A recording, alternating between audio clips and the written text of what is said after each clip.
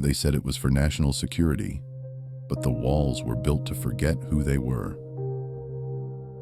There was no address, just a code name in the file margin, Whistler's Cavern. No coordinates, no stamp. A single reference, buried beneath a box labeled Post-Trial Transfers, Non-Returned. The handprint on the top sheet wasn't logged in the prison archive, but the signature belonged to someone who was already dead. The place existed in whispers. MI6 called it Segment 9. GCHQ called it Echo Red. Langley called it nothing, because they weren't allowed to know. It was British soil, but not under British law. A place designed not to punish, but to unmake. You won't find it in spy museums or Cold War dossiers, because it wasn't about secrets. It was about erasure. It was what happened after the conviction, when the sentence was containment of memory. Not months, not years, just containment. The men who went in were already broken. By interrogations, by betrayal, by the weight of knowing things no nation should. But inside the cavern, they weren't interrogated. They were softened, dissolved, made to forget the truths they carried like poison inside their veins. The first clue came from a water-stained letter, intercepted in a Red Cross parcel, addressed to a daughter in Cardiff. It read only, "They have taken my name. They say it is for my own good. But I remember your face, and I am trying to hold it still." No prison ID, no location, no return. But the paper matched a batch used exclusively by an MI6 psychological wing, disbanded in 1972. The ink used a rare iron gall variant, sourced from a supplier who claimed it was only ever ordered for the underground facility in Fylingdales. But Fylingdales didn't have a prison. They had radar, and beneath it, something deeper. The first pattern wasn't architectural, it was procedural. All prisoners held at Whistler's Cavern were convicted spies, but not enemy spies. They were ours, defectors, leakers, agents deemed psychologically unstable. They weren't hanged, they weren't released, they were rerouted to a place where they wouldn't die, just vanish. Medical records redacted, transfer logs overwritten. Even the term prison was avoided. Internally, it was labeled Containment Habitat 7B. Externally, it was simply omitted. One file, misfiled under Agricultural Planning, 1964, listed soil load testing for subterranean psychotropic facility.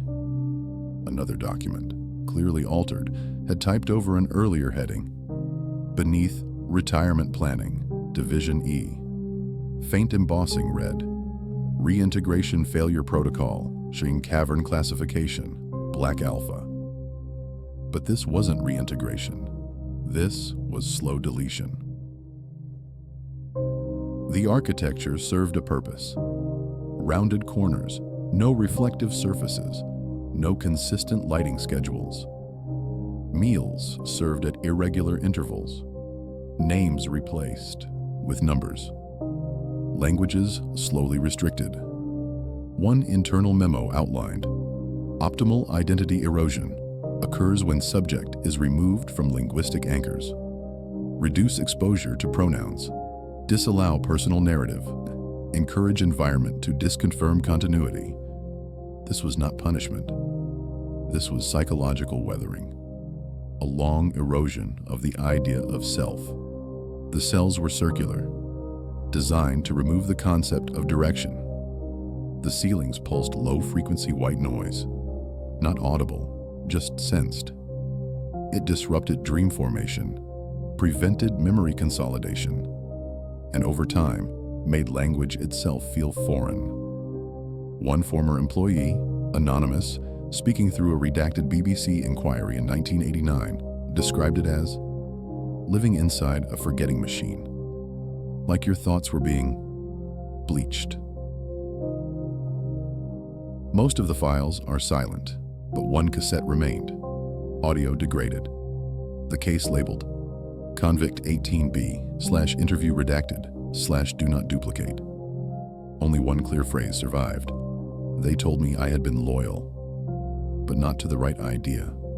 The voice is unsure, almost childlike. A grown man stripped of conviction, stripped of name. That was the goal. Not death, not confession, but the soft death of certainty, the removal of mission. A nation can survive betrayal, but it cannot survive memory leaks. They feared these men not for what they'd done, but for what they still remembered. In 1971, a quiet complaint was filed from the head nurse of an unrelated RAF psychiatric hospital.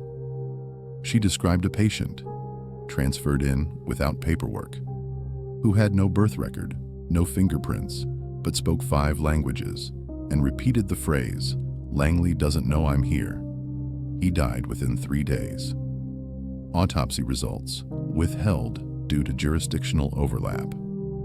An internal note added, patient displayed elevated cognitive drift, signs of deep containment trauma. Recommend reassignment to cavern if survivable, otherwise close record. The United States never acknowledged the facility, but budget transfers tell another story. Between 1960 and 1973, a black budget item labeled Transnational Containment Infrastructure, Shared Custodial Interest, rose by 480%.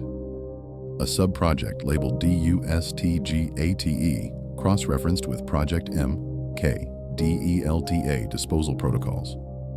That project, later revealed as a cousin to MK-Ultra, included mimetic destabilization trials, language loop experiments, sleep negation pharmaceuticals, involuntary identity disassociation.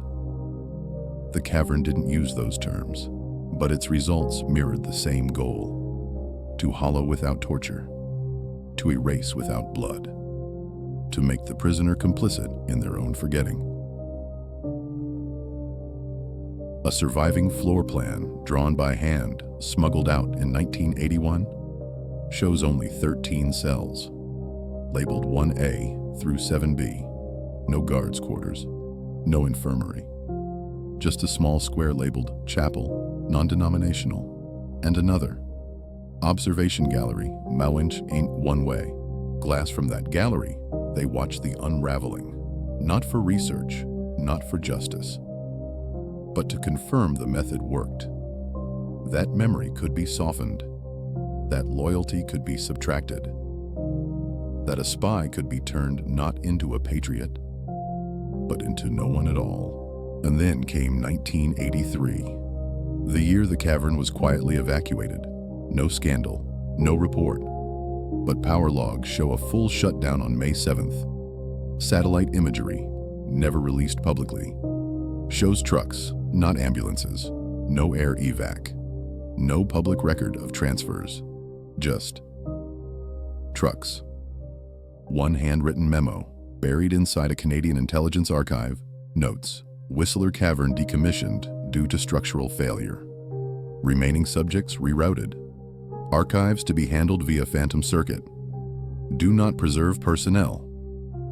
That phrase, do not preserve personnel, was repeated again and again. They didn't want staff with memories either, because forgetting was the whole project.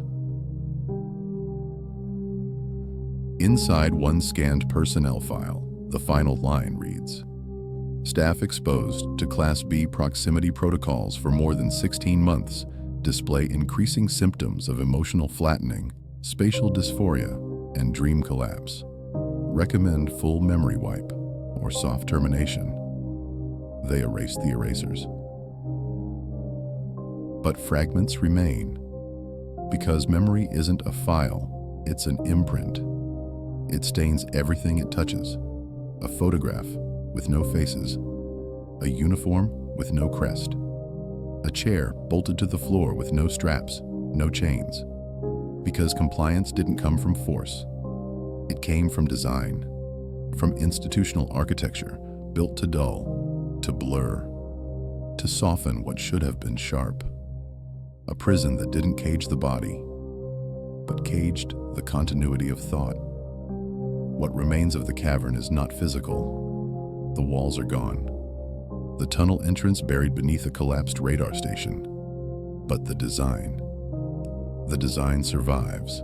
In protocols, in dry policies marked retired, in interagency training manuals that never name the place, but mirror its methods. Minimize identity reinforcement. Neutralize internal narrative dependencies. Normalize sensory ambiguity. Each phrase, harmless on its own. Together, a blueprint for disintegration. I found a training tape once, labeled Interview De-escalation, Tier 4, High-Risk Defector Management. There is no mention of prisons, no talk of cells or confinement, only techniques, voice modulation, temporal drift inducement, lexical narrowing. The subject is told over and over, "You were mistaken. That wasn't you. That never happened." Then silence. For hours, until the subject begins to speak again, but slower, simpler, reconstructing themselves around the voice that corrected them. This was not about pain. Pain leaves scars. Pain invites martyrdom. This was about subtraction, to remove without remainder, to make the prisoner question if there was ever anything to erase. And so, no restraints, no beatings, just endless recalibration. Lights that shifted tone without warning, hallways that looped, conversations that subtly contradicted memory. Staff were trained not to affirm, not to deny, only to redirect, to guide the subject gently away from certainty, into a space where memory felt embarrassing, like a dream you can't quite justify. An internal experiment, labeled Project Sandglass, was trialed on 3 subjects. Details remain partially classified, but one surviving page lists. Day 1, subject speaks fluent Russian. Day 12, subject switches to English voluntarily. Day 37, subject fails to recognize spoken Russian. Day 58, subject denies ever learning Russian. The file ends. Containment complete. Subject stable. Reassignment to civilian matrix approved. Civilian matrix. They didn't all die inside the cavern. Some were reintroduced, softened, blurred, emptied, and placed back into the world, with names not their own, with lives built like scaffolding around a hollow core. One was tracked to a grocery store in Bristol, worked there until 1994, died of natural causes, no family, no funeral. But when a journalist recovered his papers, every document had the same handwriting, same loops, same lowercase r period, and none of it matched the name on his ID, because his real name had been taken, and whoever he became after was just a suit stitched around forgetting. The collapse began slowly, not at the site, but in the system. Funding was retracted, oversight tightened, new leadership questioned old methods, and buried within a review report, written for internal circulation only, was the phrase, "We have perfected erasure," but forgotten why we needed it. That line echoes, because it wasn't just about prisoners. It was about the agency itself. How do you keep secrets when no one remembers what they were? When the keepers were made to forget, and the archives rewritten to reflect the new, clean absence? Some staff resisted.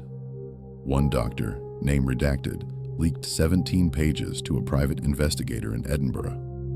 Most were nonsense, ink bleeds, repeated phrases, drawings of geometric loops.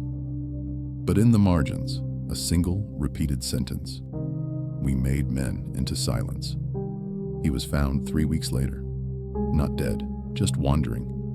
His pockets full of shredded napkins, his name unspoken. His mouth moved constantly, but nothing came out. There were rumors of a final subject, unlisted, unofficial, never convicted, never tried. Brought in under emergency national detainment, a woman, late 30s, fluent in Arabic, French, Farsi, and Urdu. Operative history sealed. Last known assignment, Istanbul. They say she uncovered something she wasn't meant to. Not enemy plans, but our own. A program called GLASSMOTH, still classified. No details released. But the name appears once in a line item from the 1979 budget, reconciliation hearings, and for final phase softening under Glassmoth. Allocation of £1.4 million approved, pending disposal route confirmation. Disposal route, not of a document, of a person. Witnesses claimed she resisted, not violently, elegantly, writing everything down on paper, on skin, on soap wrappers. She spoke names they hadn't taught her, asked questions no one wanted to hear. They sent her to the cavern.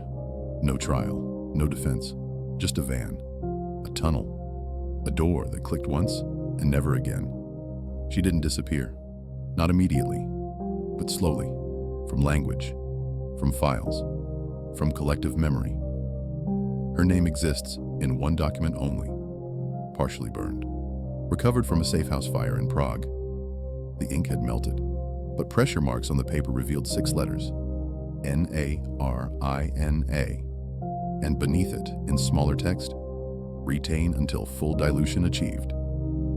They diluted her, not to kill, not to punish, but to prove that even defiance could be dissolved. In time, the cavern was abandoned. No headlines, no protests, just absence. And yet, something remained. A method, a proof of concept, a whisper. That identity is optional. That memory is malleable. That the mind can be edited. You see it now in other places.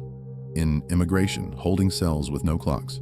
In psychiatric wards, where patients are assigned numbers, not names. In interrogation rooms, where lights never go off, but never fully on. In scripts used by tech companies to de-escalate disoriented users. In forms that erase nuance. In voices that say, "That's not what you remember." The cavern is closed, but its language survived. Because once a system learns how to forget, it applies it everywhere.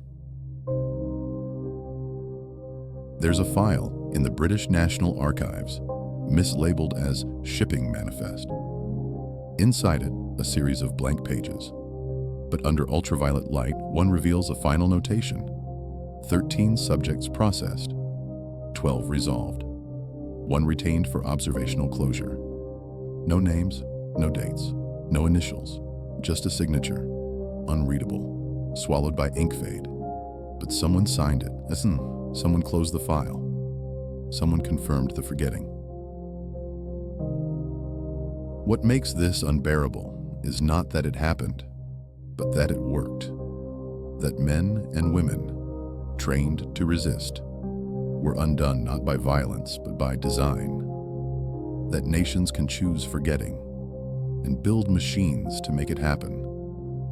That the people we trusted with our defense built a place to erase their own. They never built another, not because they regretted it, but because they didn't need to. The cavern was a prototype, a crucible, a rehearsal for systems now written into every secure building, every psychological directive, every euphemism. They learned that memory isn't stored, it's coaxed.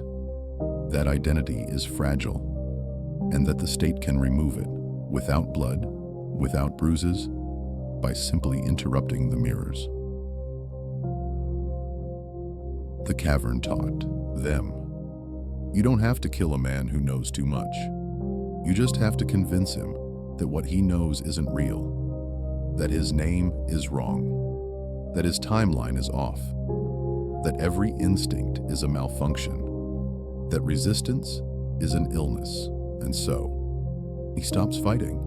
He starts apologizing for memories that no longer match the world outside.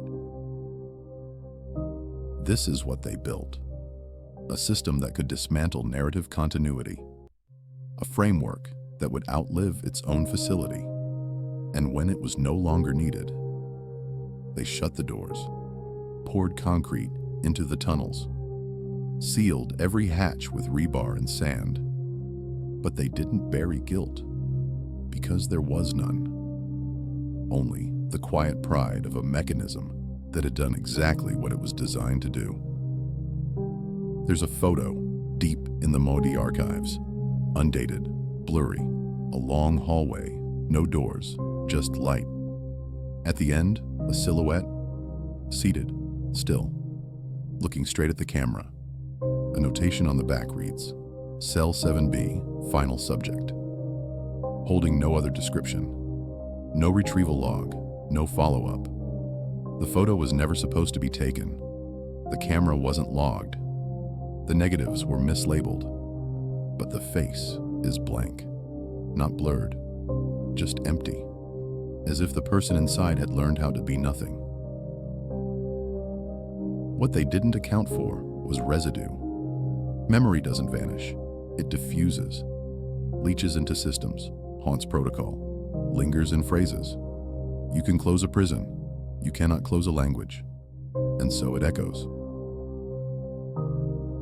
In academic papers on identity loss, you'll find strange citations. Subject 13B, echo drift phenomenon, nonlinear narrative dissolution, all wrapped in harmless terminology, but all born in that tunnel.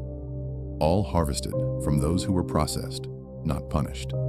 It became a field, a discipline, a science with no name, but many followers. Sometimes in redacted memos, you'll find unusual instructions. Do not allow subject to use mirrors. Avoid past tense conversation.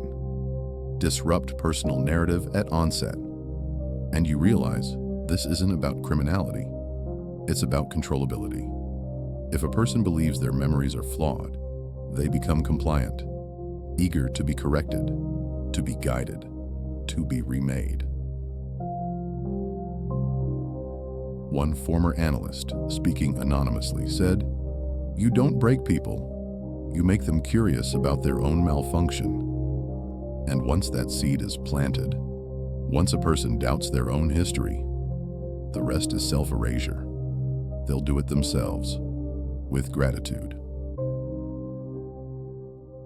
There was a woman I found once, old now, soft voice, eyes like storm glass. She lived alone. No photos on the wall, no dates on her calendar. She said she used to work in information continuity, but she couldn't remember what that meant. She had a box, though, labeled unverified. Inside, one key with no lock, a page torn from a manual, half in Cyrillic, a photo of a corridor with no doors, and a name tag. Just one word, embossed in flaking plastic, Narina. She didn't know what it meant, but she kept it anyway. Said it felt like hers, but not quite. I asked her if she remembered Istanbul. She said she'd never been to Europe. I asked about tunnels. She laughed. "Sounds dramatic," she said. "Maybe I read too many books." But her hands were shaking, and in her fridge all the labels had been peeled off, as if names made things too heavy. The cavern is gone. The files are buried. The staff are scattered, or dead, or emptied. But the method persists. In social platforms that rewrite timelines. In government forms that restrict narrative to checkboxes. In training modules that call confusion progress. In digital architectures that erase context. All learned from that underground whisper. And now, it's spreading. not as prisons, but as design philosophy. Forget certainty, forget origin, forget you ever knew more than what they give. Your browser corrects you, your phone completes your thoughts, your records are editable, your past is a service. Each day, a quiet permission slip to let someone else define what you remember. They don't need cells now.